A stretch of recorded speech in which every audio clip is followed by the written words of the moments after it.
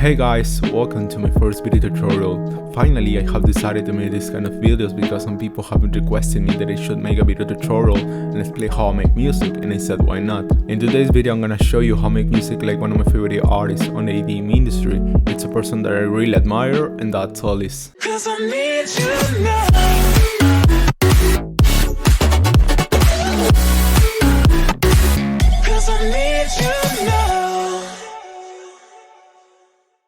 Now let's take a listen how it sounds like, and then I'm gonna show you how I remade it. So go ahead.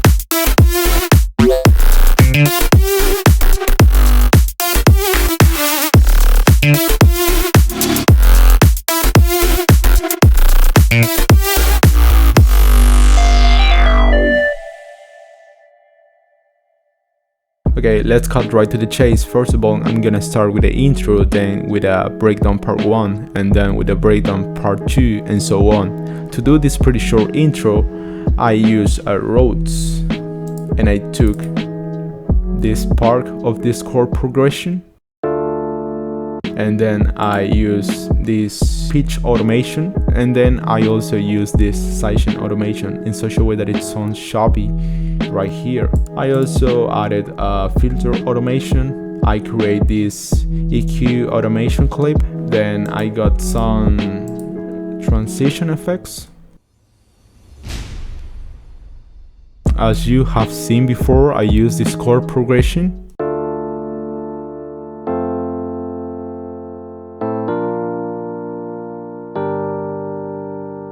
Pretty easy, honestly. I also use this bass slide. I put some distortion in it. I got a string here.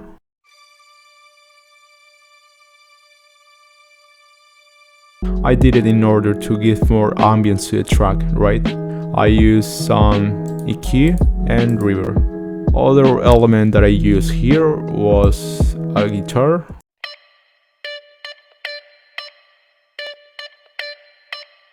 I use EQ, wider, reverb, and some distortion. I got a choir here. I added a panning automation clip, as you can see, and it has distortion, wider, more distortion, reverb, and EQ. Then I also got a kinda ambience shot.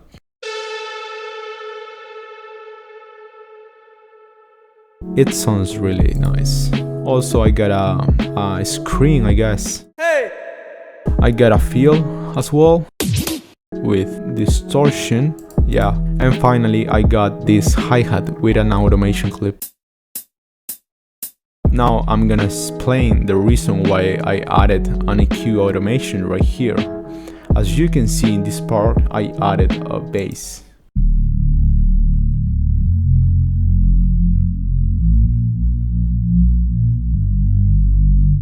So I create this clip automation to delete low frequencies that are below 250 Hz in such a way that low frequencies from the throats and from the bass don't collide. And as I said, I get a bass here. It has a bunch of distortion as you can see, and EQ and wider. Okay, we got to my favorite part. Basically what I use here is a lead that I remove the high frequencies to make it sound like a background sound.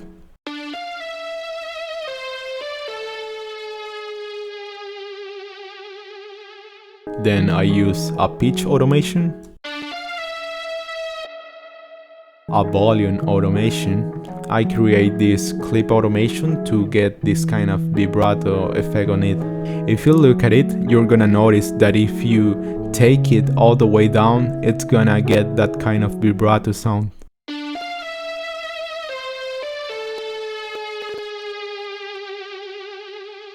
As you can see, I also added this panning automation clip.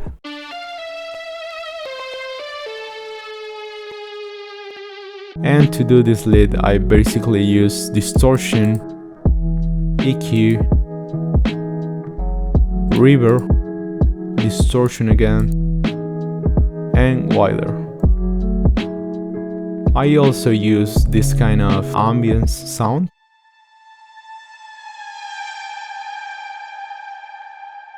And I use EQ and reverb. Pretty simple. I got a plucky sound right here.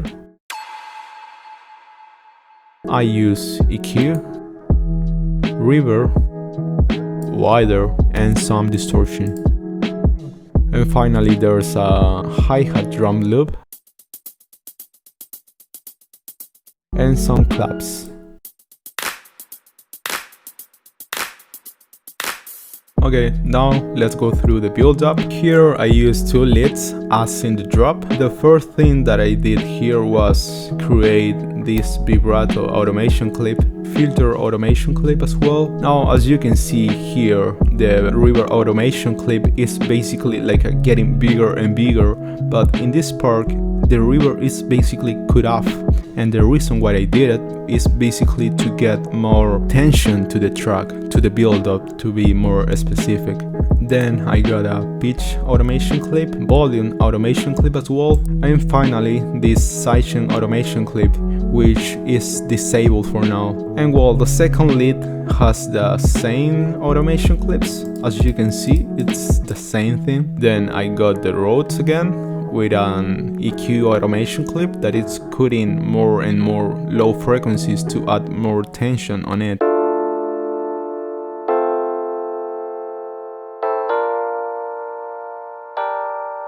I did the same process for the bass.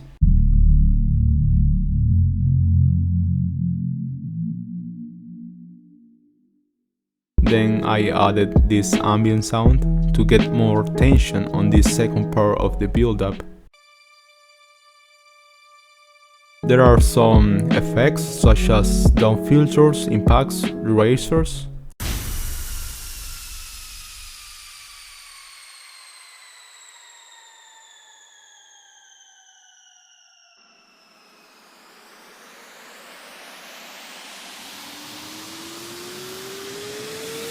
And a disco snare.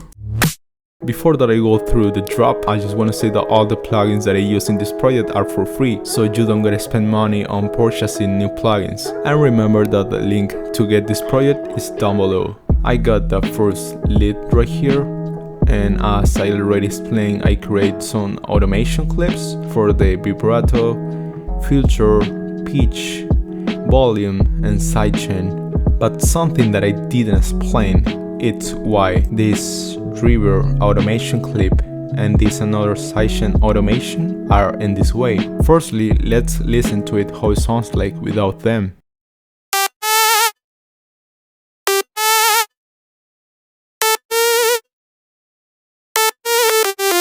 As you can notice, it sounds quite empty. So those two automation clips make your leads sounds more interesting. Now let's take a listen, but with those two automation clips.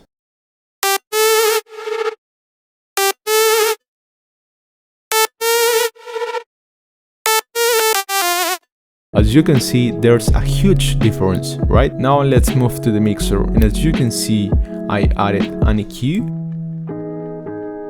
I took out low frequencies and I boost some high frequencies as well. I got some reverb, sidechain, wider, sidechain again, and filter. The second lead has the same automation clips, but however, if we see the mixer, we're gonna notice that it's kind of different because I added a bunch of distortion in it, right? I added an EQ as well, and the rest is the same as the previous lead. I also use chords. There are some volume automations. Don't ask me why.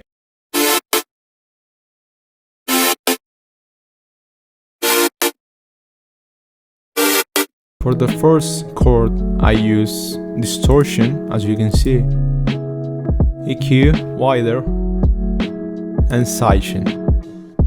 And it's the same process on the second chord. I also use a bass guitar, and I took it an octave or two higher. It's really important that you use this kind of bass if you want to make a catchy funk track, because it gives a funky atmosphere to your track right away. And as you can see, I only use distortion on it.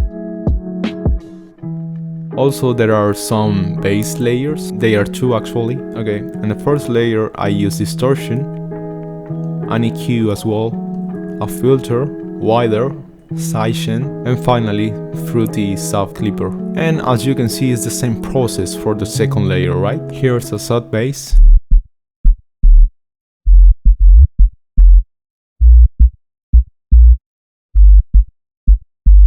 And as you can notice, I use this TapeStop automation clip right here. I use some distortion for the sub bass, an EQ as well, the TapeStop, and the sidechain. Now let's move through the drums and effects section.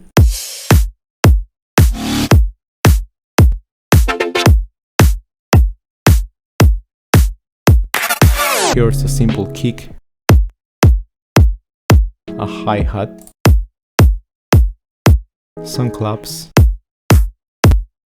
and some snares. I also added a crash, also this growl sample. There are wobble chords right here. In this part I got a teeny clap and a huge clap. There's a kind of a strange chord here. I added a TapeStop automation clip and a sidechain automation clip as well.